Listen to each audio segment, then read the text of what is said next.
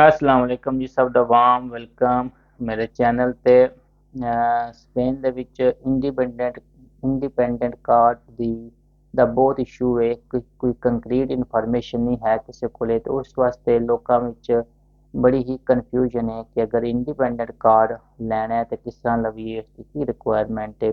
ਮੈਂ ਉਸ ਉੱਤੇ ਇੱਕ ਦੋ ਵੀਡੀਓ ਬਣਾਈ ਸੀ, ਲੇਕਿਨ ਫਿਰ ਵੀ ਗਾਏ ਬਗਾਏ ਲੋਕੀ ਸਵਾਲ ਪੁੱਛਦੇ ਨੇ ਇਸ ਬਾਰੇ।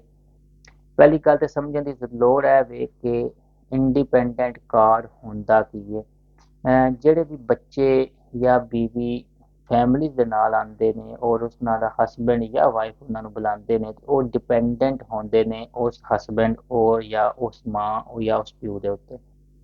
ਫਰਜ਼ ਕਰੋ ਇੱਕ ਬੱਚਾ 16 ਸਾਲ ਦੀ ਉਮਰ 'ਚ ਆਇਆ ਇਸ ਸਪੇਨ ਦੇ ਵਿੱਚ, ਤੇ ਉਹ ਆਪਣੇ ਬਾਪ ਤੇ ਡਿਪੈਂਡੈਂਟ ਹੈ। ਠੀਕ ਹੋ ਗਿਆ, ਉਸ ਨੂੰ ਉਹ ਰੀਨਿਊ ਕਰਦਿਆਂ ਉਹਦਾ ਹੀ ਕਾਰਡ ਮਿਲਦਾ ਰਹੇਗਾ, ਯਾਨੀ ਬੈਕ ਸਾਈਡ ਤੇ ਉਸਦੇ ਫਾਦਰ ਦਾ ਨਹੀਂ ਹੋਵੇਗਾ। ਠੀਕ ਹੋ ਗਿਆ। ਹੁਣ ਜਦੋਂ ਇਹ ਕੰਮ ਹੁੰਦਾ ਹੈ ਤੇ ਫਿਰ ਬਾਅਦ ਦਫਾ ਬੱਚਾ 5-7 ਸਾਲ ਬਾਅਦ, 8 ਸਾਲ ਬਾਅਦ, ਜਿਸ ਤਰ੍ਹਾਂ ਬਾਈ ਨੇ 8 ਸਾਲ ਦਾ ਕਿਹਾ ਸੀ, ਕਿ ਉਹ ਸਮਝਦਾ ਕਿ ਮੈਂ ਹੁਣ ਇੰਡੀਪੈਂਡੈਂਟ ਕਾਰਡ करना है कि अपने बाप का नाम नालों कटाना है, क्योंकि बाद दफ़ा मजबूरी होती है कि अगर उसने फैमिली अपनी मंगानी है तो गवर्नमेंट कहनी तू तो अपने फादर से पहले डिपेंडेंट है, तो तू नया बंदा तेरे ते किस डिपेंडेंट हो सकता है, उस तो पहले तेन इंडिपेंडेंट होना चाहिए। तो फिर कहते हैं कि अपना न्यू कार्ड अप्लाई कर है। ਉਹ ਫਿਰ ਬੰਦੇ ਦੇ ਜ਼ਿਹਨ ਵਿੱਚ ਕਨਫਿਊਜ਼ਨ ਹੁੰਦੀ ਹੈ ਕਿ ਅਗਰ ਮੈਂ ਨਵਾਂ ਕਾਰਡ ਅਪਲਾਈ ਕਰਾਂਗਾ ਤੇ ਮੈਨੂੰ ਕਿੰਨੇ ਸਾਲਾਂ ਦਾ ਕਾਰਡ ਮਿਲੇਗਾ। ਕਿਆ ਹੁਣ ਮੇਰੇ ਕੋਲ ਪਰਮਾਨੈਂਟ 5 ਸਾਲ ਦਾ ਕਾਰਡ ਹੈ, ਕਿਆ ਮੈਨੂੰ ਸਾਲ ਜਾਂ 2 ਸਾਲ ਦਾ ਕਾਰਡ ਦੇ ਦੇਣਗੇ, ਉਸ ਨਾਲ ਕੀ ਫਰਕ ਪਵੇਗਾ।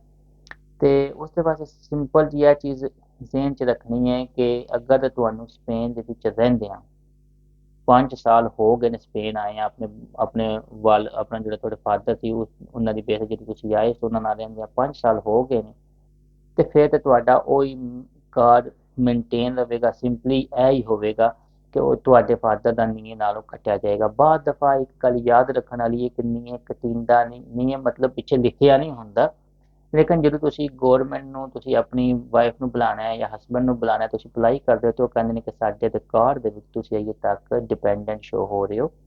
ਉਹ ਫਿਰ ਇਸ ਦੁਬਾਰਾ ਅਪਲਾਈ ਕਰਨਾ ਪੈਂਦਾ ਤਾਂ ਕਿ ਉਹ ਦੁਬਾਰਾ ਨਿਊ ਕਾਰਡ ਬਣਵਾਉਣਾ ਪੈਂਦਾ, ਫਿਰ ਸਾਰੇ ਪ੍ਰੋਸੈਸ ਵਿੱਚੋਂ ਸੇਮ ਹੀ ਜਾਣਾ ਪੈਂਦਾ।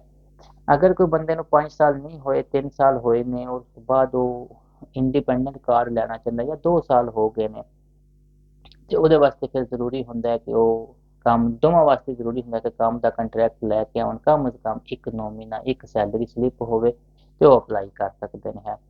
ਅਗਰ 5 ਸਾਲ ਨਹੀਂ ਹੋਏ, 2 ਸਾਲ ਹੋਏ ਨੇ, 1 ਸਾਲ ਹੋਇਆ, 3 ਸਾਲ ਹੋਏ ਨੇ, ਤੇ ਫਿਰ ਤੁਹਾਨੂੰ 2 ਸਾਲ ਦਾ ਜਾਂ 4 ਸਾਲ ਦਾ ਕਾਰਡ ਮਿਲੇਗਾ, ਡਿਪੈਂਡ ਕਰਦਾ ਐਕਸਟਰਨ ਏਰੀਆ ਤੇ ਕਿਹੜਾ ਬੰਦਾ ਸੀਟ ਤੇ ਬੈਠੇ ਆ।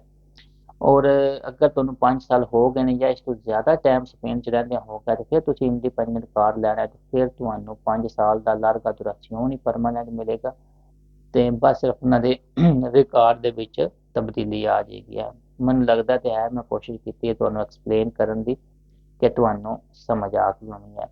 ਬਾਕੀ ਕੁਝ ਬੰਦੇ ਮੈਨੂੰ ਪੁੱਛਦੇ ਨੇ ਕਿ ਤੁਸੀਂ ਉਰਦੂ 'ਚ ਵੀਡੀਓ ਬਣਾਇਆ ਕਰੋ, ਸਾਨੂੰ ਪੰਜਾਬੀ ਨਹੀਂ ਸਮਝ ਆਉਂਦੀ, ਤੇ ਉਹਨਾਂ ਵਾਸਤੇ ਕੀ ਹੈ ਕਿ ਮੈਨੂੰ ਬਈ ਉਰਦੂ ਆਉਂਦੀ ਨਹੀਂ ਹੈ, ਤੇ ਜੇ ਪੰਜਾਬੀ ਸਟਾਈਲ ਨਾਲ ਰੰਗਲੀ ਕੋਸ਼ਿਸ਼ ਕਰਕੇ ਹੀ ਬੋਲਣੀ ਹੈ ਤੇ ਬਿਹਤਰ ਹੈ ਪੰਜਾਬੀ ਬੋਲ ਲਓ, ਜਾਂ ਉਸ ਤੋਂ ਬਿਹਤਰ ਹੈ ਕਿ ਜਾਂ ਉਰਦੂ ਫਿਰ ਮੈਨੂੰ ਸਿੱਖਣੀ ਪਵੇਗੀ ਹੈ, ਔਰ ਬਹੁਤ ਔਖਾ ਕੰਮ ਹੈ, ਬੜੀ ਮੁਸ਼ਕਿਲ ਜ਼ੁਬਾਨ। ਬਹੁਤ ਸ਼ੁਕਰੀਆ, ਥੈਂਕ ਯੂ, ਅੱਲਾ ਹਾਫਿਜ਼।